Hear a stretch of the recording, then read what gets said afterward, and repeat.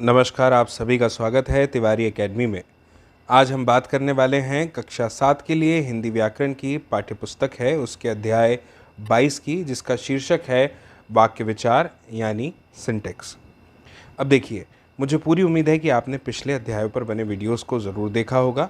आज हम विस्तार से जानेंगे कि आखिर वाक्य विचार क्या है। इसमें हम वाक्य के बारे में सब कुछ समझेंगे, ठीक है। तो देखिए, यहाँ पे बताया गया है कि पिछली कक्षा में आप पढ़ चुके हैं कि भाषा की सबसे छोटी इकाई को वर्ण कहते हैं। आपको पता है ना कि वर्ण जो है वही व्यंजन भी होते हैं, स्वर भी होते हैं। तो यह भी मालूम ही है कि वर्णों के सार्थक मेल को शब्द कहते हैं। इसी प्रकार शब्दों के सार्थक मेल को वाक्य कहा जाता है, यानी शब्दों का ऐसा संयोजन जो एक अर्थ प्रकट करे, एक सार्थक अर्थ प्रकट करे, उसे हम वाक्य कहते हैं। जैसे उदाहरण के लिए यहाँ पे दिया है, राकेश घर जाता है, धोबी कपड़े प्रेस करता है, मयंक सारे रसगुल्ले खा गया। इस तरह से अब समझिएगा कि ये वाक्य हैं और प्रत्येक वाक्य का अर्थ होता है। वाक्य शब्दों से बनते हैं और वाक्य में एक या उससे अधिक कई सारे जो हैं शब्द हो सकते हैं। बिल्कुल सही बात है। वाक्य में आए शब्दों को व्याकरण की भाषा में पद कहते हैं। अब देखिए, ये हमने पिछले अध्याय में बहुत अच्छे से पढ़ा है कि शब्द क्या होते हैं, और जब शब्द किसी भी वाक्य का हिस्सा होते हैं तब हम उन्हें शब्द नहीं पद कहते हैं। पद क्या होते हैं वो हमने पिछले अध्याय में बहुत अच्छे से जाना था। मुझे उम्मीद है आपने वह वीडियो देखा हो गया, और यहाँ पर हमें यही बताया गया है। इसके बाद में लिखा है परिभाषा। तो अब आप मुझे बताइए, अगर कोई आपसे पूछे इसकी परिभाषा तो आप इस तरह से बताइएगा कि भावों और विचारों को प्रकट करने वाले व्यवस्थित शब्द समूह को वाक्य कहते हैं। यानी वाक्य क्या होते हैं ये अब आपको समझ में आ गया। अब बात करते हैं वाक्यों के अंग की, कि वाक्य के कितने अंग हैं। तो देखिए, सबसे पहले जो हमें यहाँ पे बताया है उसको थोड़ा समझने की ज़रूरत है। लिखा है कि रचना की दृष्टि से वाक्य के दो अंग होते हैं, एक होता है उद्देश्य और एक होता है विधेय। अब दोनों क्या हैं इसको थोड़ा ढंग से समझिएगा। सबसे पहले बात करते हैं उद्देश्य की, कि उद्देश्य क्या है। तो देखिए, यहाँ पे हमें बताया गया है कि वाक्य का वह अंग जिसके बारे में कुछ कहा जाए उसे उद्देश्य कहते हैं। जैसे कि राम ने रावण को मारा। अब आप मुझे बताइए, राम ने मारा है ना, राम ने से संबंधित है ये कि किसने मारा, राम ने मारा। तो राम ने रावण को मारा, तो रावण को जो मारा वो क्या है, विधेय हो गया। उद्देश्य और विधेय में क्या फ़र्क है ये आप समझ गए। एक वाक्य में एक होता है उद्देश्य, जिसे अंग्रेज़ी में सब्जेक्ट कहते हैं, जिसकी वजह से सेंटेंस का निर्माण होता है। सेंटेंस में मुख्य भूमिका लिए हुए होता है, इसलिए उसे विषय कहा जाता है, उद्देश्य कहा जाता है, सब्जेक्ट कहा जाता है। तो उद्देश्य जो है वो इस वाक्य में क्या है, राम ने, है ना, और बचा हुआ जो है वो पूरा विधेय है। तो जिसके बारे में कुछ कहा जाए उसे उद्देश्य कहते हैं, उद्देश्य के बारे में जो कुछ कहा जाए उसे विधेय कहते हैं, और उद्देश्य की विशेषता बताने वाले शब्दों को उद्देश्य का विस्तार कहते हैं। ठीक है। अब देखिए, उद्देश्य के दो अंग हैं। कौन कौन से हैं उद्देश्य के ये दो अंग? एक होता है कर्ता और एक होता है कर्ता का विस्तार करने वाला। ठीक है। अब वो क्या होता है इसको भी आप थोड़ा ध्यान से समझिए। ये जो नीचे वाक्य हैं मैं भी इनको आपके सामने पढ़ूंगा और आपको चीज़ें जो है वो स्पष्ट हो जाएगी। जैसे यहाँ पे लिखा है, निम्नलिखित वाक्यों को पढ़िए। सबसे पहला वाक्य क्या दिया है, अजीत के भाई ने एक गीत गाया। ठीक है, ये पहला वाक्य हो गया। दूसरा लिखा है, अजीत के छोटे भाई ने एक गीत गाया। ठीक है, ये दूसरा वाक्य हो गया। तीसरे वाक्य में लिखा है, अजीत के छोटे भाई राजेश ने एक गीत गाया। अब इसमें क्या हुआ, अजीत के भाई, अजीत के छोटे भाई, अजीत के छोटे भाई राजेश ने, ये सब क्या है, ये सब उद्देश्य हैं। अतः स्पष्ट है कि उद्देश्य कभी एक शब्द का है, कभी एक से अधिक शब्द का भी है ना? बिल्कुल है। तो जब उद्देश्य में एक से अधिक शब्द होते हैं तो उनमें जो शब्द उद्देश्य के बारे में अधिक जानकारी देता है, उसकी विशेषता बताता है, उसे कर्ता का विस्तार कहते हैं। यानी जो उद्देश्य की जानकारी देगा, उसके विस्तार के बारे में बताएगा, उन पदों को, उन शब्दों को कहेंगे। कब? जब उद्देश्य एक से अधिक शब्दों का होगा तब। ऊपर के वाक्य में अजीत के छोटे तथा मोहन के छोटे भाई, ये सब क्या है, ये सब कर्ता का विस्तार है। ठीक है। अब समझिए कि विधेय क्या होता है। वाक्य में उद्देश्य के विषय में जो कुछ बताया जाता है उसे विधेय कहते हैं। उद्देश्य के बारे में जो भी कुछ बताए वो क्या कहलाएगा, वह विधेय कहलाएगा। ठीक है, समझिए कैसे। जैसे एक वाक्य है कि आयुष ने पुस्तक खरीदी, और दूसरा वाक्य है राकेश प्रातःकाल से ही अपना पाठ याद कर रहा है। तो आपको समझ में आ रहा होगा कि इन वाक्यों में जो है पुस्तक खरीदी और पाठ याद कर रहा है, ये सब क्या है, ये सब कहीं ना कहीं विधेय हैं। चलिए इनको कुछ और उदाहरणों से समझते हैं, तो जो ये है वो और ज़्यादा हमारे सामने स्पष्ट हो जाएगा।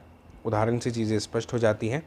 स्क्रीन पर देखिए एक तालिका बनी है, एक ओर हमने लिखे हैं उद्देश्य, दूसरी ओर लिखे हैं विधेय। तो सबसे पहले उद्देश्य जैसे निर्धन बालिका, फिर विधेय क्या है इसमें जुड़ा हुआ, भूख से व्याकुल है। ये पूरा वाक्य हो गया, निर्धन बालिका भूख से व्याकुल है। हम कल पटना जाएंगे।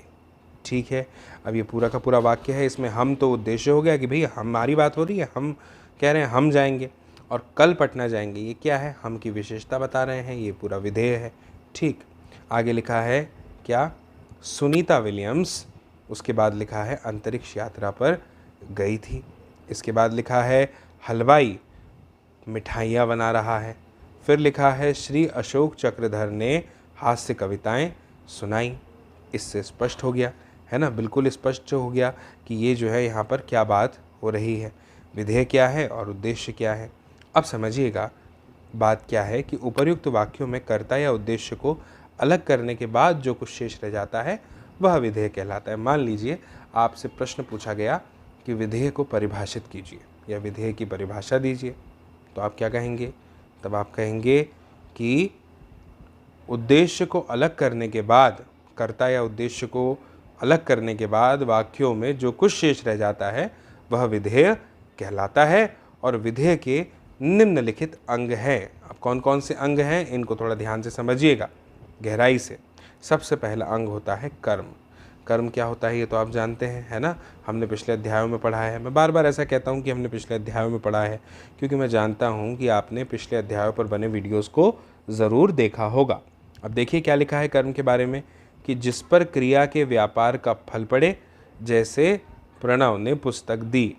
तो वाक्य में क्या हो गया, पुस्तक कर्म है, बिल्कुल कर्म है ना, कि प्रणव ने क्या दी, पुस्तक दी, तो पुस्तक कर्म हो गया, पुस्तक देना था, काम करना था पुस्तक देने का। तो ये क्या है, क्रिया के व्यापार का जिस पर फल पड़ता है वो होता है कर्म। कर्म का विस्तार दूसरी चीज़ हो गई, जैसे यदि कोई शब्द कर्म की विशेषता बताने के लिए प्रयोग किया जाता है तो उसे कर्म का विस्तार कहते हैं। जैसे राम ने एक नई पुस्तक दी, इस वाक्य में पुस्तक कर्म है तथा एक नई कर्म की विशेषता बताने वाला शब्द है, तो ये हो गया कर्म का विस्तार इस तरह से। इसके बाद होती है क्रिया। क्रिया क्या है, जिस शब्द से किसी कार्य का करना या होना पाया जाए उसे हम क्रिया कहते हैं। जैसे आचार्य ने उस छात्र को पढ़ाया, जिस वाक्य में पढ़ना क्या है, पढ़ाया क्या है, यहाँ पे क्रिया है। पढ़ाना क्या होती है, क्रिया होती है ना, पढ़ाना, खेलना, खाना, गाना, ये सब क्या है, क्रिया है, बिल्कुल सही। इसके बाद में है क्रिया का पूरक। कुछ क्रियाएं क्या होती है ना, अपने अर्थ को पूरा करने के लिए, अपने मीनिंग को पूरा करने के लिए पूरक भी रखती है। जैसे इन वाक्यों में आप देखेंगे, राहुल के पिताजी लेखक हैं, छात्रों ने स्वाति को मूर्ख बनाया। अब इन वाक्यों में ना है तथा बनाया, ये सब क्या है, क्रियाएं हैं। ये दोनों क्रियाएं अपना पूरा अर्थ व्यक्त करने में असमर्थ हैं, क्योंकि यदि वाक्य में अवसर और मूर्ख शब्दों को हटा दें तो फिर क्या होगा, आयुष के पिताजी हैं और छात्रों ने नेहा को बनाया, इनका अर्थ स्पष्ट नहीं हो पा रहा। तो लेखक और मूर्ख शब्द जो हैं वो अर्थ को यहाँ पे पूरा करते हैं कि पिताजी लेखक हैं, इस तरह से। इसलिए ये दोनों क्रिया के पूरक कहलाएंगे। इसके बाद है विधेय वर्धक।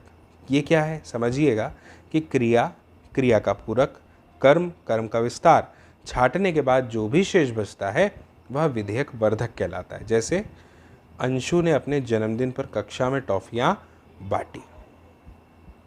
ठीक है, अब यहाँ पे देखिए मैं आपको बता रहा हूँ, जैसे उद्देश्य यहाँ पे दिया हुआ है, कर्ता का विस्तार मेरी बहन, कर्ता नेहा ने, कर्म को, कर्म का विस्तार तुम्हारे, कर्म क्या है, भाई को, विधेयवर्धक क्या होगा, चाय पिलाने के लिए। क्रिया पूरक होगा, बुलाया, क्रिया है था। तो पूरा जो है वाक्य क्या हो गया कि मेरी बहन नेहा ने तुम्हारे भाई को चाय पिलाने के लिए बुलाया था। तो इसमें क्या कर्ता का विस्तार है, क्या करता है, कर्म का विस्तार क्या है, कर्म क्या है, विधेयवर्धक क्या है, क्रिया पूरक क्या है और क्रिया क्या है, ये सब स्पष्ट समझ में आ रहा है। अब बात करते हैं वाक्य के भेद की। तो समझिएगा, जैसे लिखा है वाक्य के भेदों के दो आधार हैं। पहला है अर्थ के आधार पर और दूसरा है रचना के आधार पर। अब अर्थ के आधार पर वाक्य के भेद समझते हैं। पहला होता है विधानवाचक वाक्य। ये क्या है, इसको भी समझिए।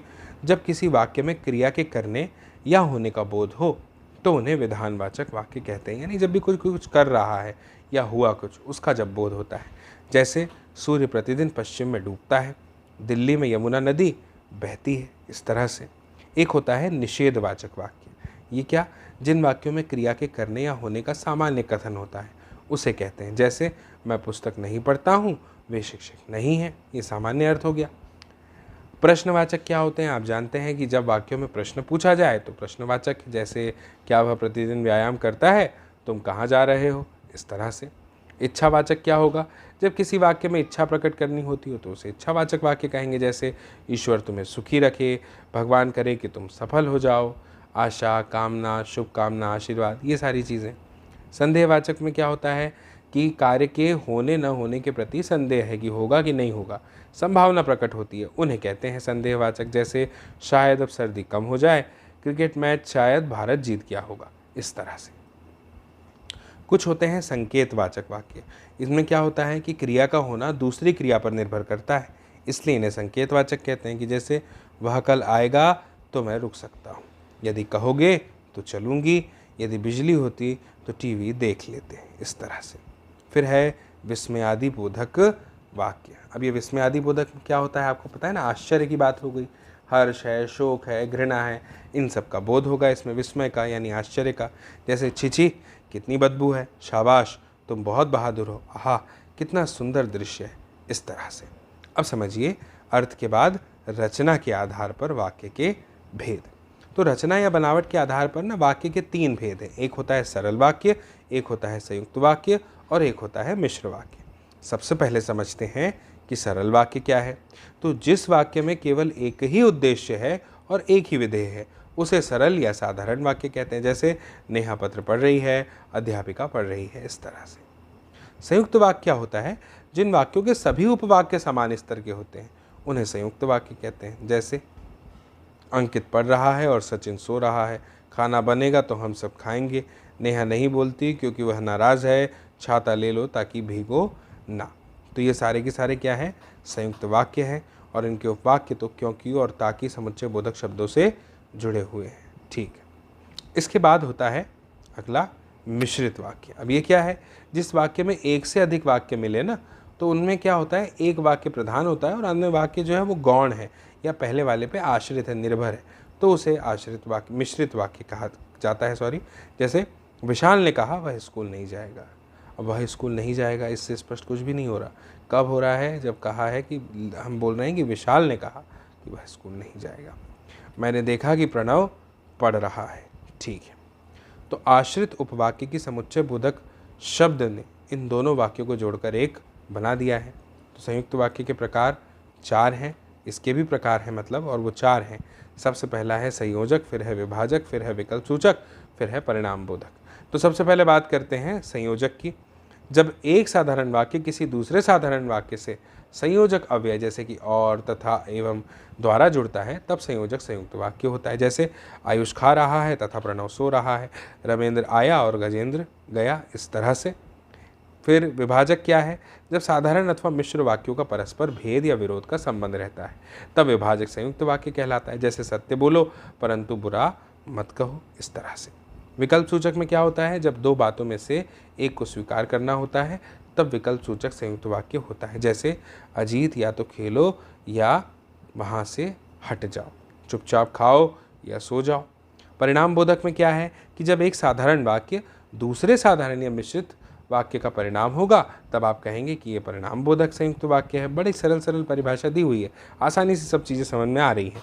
जैसे दीपक को बुखार है अतः वह आज पढ़ने नहीं आएगा, उसको उल्टी हुई इसलिए सुस्त है। यहाँ पे परिणाम बताए जा रहे हैं इस तरह से। फिर है वाक्य परिवर्तन। अब इसको थोड़ा ध्यान से समझिएगा कि क्या होता है। जब एक प्रकार के वाक्य को दूसरे प्रकार के वाक्य में हम बदलते हैं ना, तो उसे हम वाक्य परिवर्तन कहते हैं और इसके जो अर्थ है उसमें कोई परिवर्तन नहीं होगा। जैसे कि सरल वाक्य है और मिश्र वाक्य है। सरल वाक्य क्या है? समझदार व्यक्ति शांत रहता है। अब इसका मिश्र वाक्य क्या हो जाएगा? जो व्यक्ति समझदार होता है वह शांत रहता है। कितनी सरल सी बात है। दूसरा है जैसे विद्वान व्यक्ति की सर्वत्र पूजा होती है। अब ये सरल वाक्य है। अब इसमें क्या लिखेंगे? जो व्यक्ति विद्वान होता है उसकी सर्वत्र पूजा होती है। धोबी को पैसे दे आइए, उसे पैसे दे आइए जो धोबी है। परिश्रमी व्यक्ति के लिए कुछ भी असंभव नहीं है।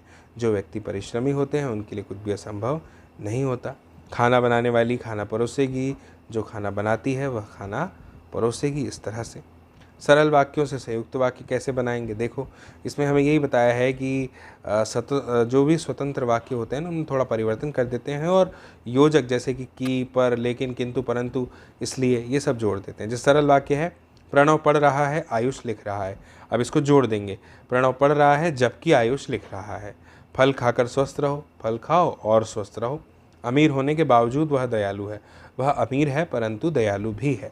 नीता के आते ही गीता चली गई, नीता आई तो गीता चली गई। इस तरह तेज बुखार के कारण मैं विद्यालय नहीं जा सका, मुझे तेज बुखार था इसलिए विद्यालय नहीं जा सका। यहाँ पे हमने इसलिए लगा के इसे जो है मिश्र वाक्य में बदला।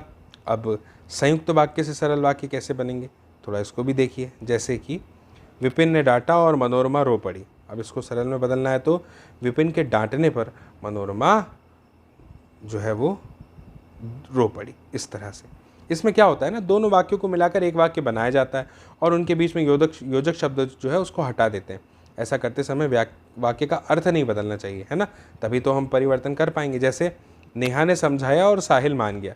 अब और हटा दिया और क्या लिखा? नेहा के समझाने पर साहिल मान गया। आइसक्रीम खाओ और मज़े करो, आइसक्रीम खाकर मज़े करो। अंधेरी रात थी और बिजली कड़क रही थी, अंधेरी रात में बिजली कड़क रही थी। राजेश अग्रवाल चालाक था इसलिए पकड़ा नहीं गया, राजेश अग्रवाल चालाकी के कारण पकड़ा नहीं गया, इसलिए हटा दिया हमने। ऐसा। अब देखिए इसके बाद क्या लिखा है? संयुक्त वाक्य से मिश्रित वाक्य बनाना। देखिए कैसे बनता है। संयुक्त वाक्य से मिश्रित वाक्य बनाने के लिए ना, सबसे पहले संयुक्त वाक्य के दोनों वाक्यों में से किसी एक वाक्य को प्रधान उपवाक्य और दूसरे को आश्रित उपवाक्य बना करके हमें योजक शब्द से उन दोनों को जोड़कर एक वाक्य बनाना चाहिए। जैसे को जोड़कर एक वाक्य बनाना चाहिए। जैसे अब देखिए लिखा है यहाँ पे, परिश्रम करो एवं सफलता प्राप्त करो। ये संयुक्त वाक्य है, तो मिश्रित कैसे होगा? यदि परिश्रम करोगे तो सफलता प्राप्त करोगे। इस तरह से अंशु की बातें सुनकर आंखें भर आई, अंशु ने ऐसी बातें सुनाई कि आंखें भर आई। आयुष ने बस्ता खोला और पुस्तक निकाली, जैसे ही आयुष ने बस्ता खोला उसने पुस्तक निकाल ली। वर्षा रुक गई और बच्चे कक्षा से बाहर आ गए, जैसे ही वर्षा रुकी वैसे ही बच्चे कक्षा से बाहर आ गए। अमित खूब पढ़ता था इसलिए प्रथम आया, क्योंकि अमित खूब पढ़ता था इसलिए प्रथम आया। इस तरह से। अब स्मरणीय तथ्य क्या है, थोड़ा ध्यान दीजिए। जिस शब्द समूह से बोलने वाले लिखने वाले का पूर्ण अभिप्राय सुनने वाले या पढ़ने वाले की समझ में आ जाए उसे वाक्य कहते हैं। मैं बोल रहा हूँ आप समझ जाएं तो समझिए कि वो वाक्य है। मैंने जो कहा, वाक्य के दो खंड है, उद्देश्य और विधेय। वाक्य में जिसके विषय में कुछ कहा जाए उसे उद्देश्य या कर्ता कहते हैं। उद्देश्य के साथ जुड़े एवं उसकी विशेषता बताने वाले शब्द उद्देश्य का विस्तार और विधेय की विशेषता बताने वाले शब्द विधेय का विस्तार कहे जाते हैं। मुझे उम्मीद है कि आपको यह वीडियो ज़रूर समझ में आया होगा, पसंद आया होगा। आप ज़रूर इस वीडियो की लिंक को शेयर कीजिएगा, साझा कीजिएगा अपने दोस्तों, मित्रों, साथियों, सहपाठियों, परिजनों के साथ, ताकि वे लोग भी देख पाएँ इस वीडियो को और समझ पाएँ इस जानकारी को। बाकी फिर मेरी आपसे जल्दी मुलाकात होगी अगली नई जानकारी के साथ, नए वीडियो में, और तब तक के लिए आप सभी को मेरा नमस्कार।